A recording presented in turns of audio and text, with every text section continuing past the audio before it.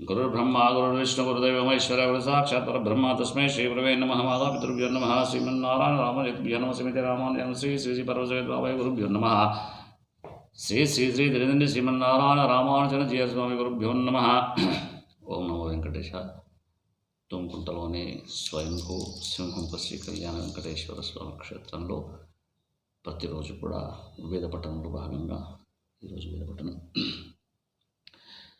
సుప్రావ్యః వ్రాజుషాళేష వీరః సుశ్వేషః పంక్తిం కృణుతే కేవలేంద్రః నాసుశ్వేనాపిర్న సఖా న జామిర్దృప్రావ్యో వహంతే దవాజః న రేవతావనినా సఖ్యమింద్రో సున్వతా సుతపాః సంగృణీతే ఆస్య వేదః ఖిదతి నగ్నం విశుస్వయే వక్తయే కేవలోభోద్ ఇంద్రవరే వరే మధ్యమాస ఇంద్రం యాంతో వసిదాస ఇంద్రం ఇంద్రం క్షియంత ఉత యుజ్యమానా ఇంద్రం నరో వాజయంతో హవంతే.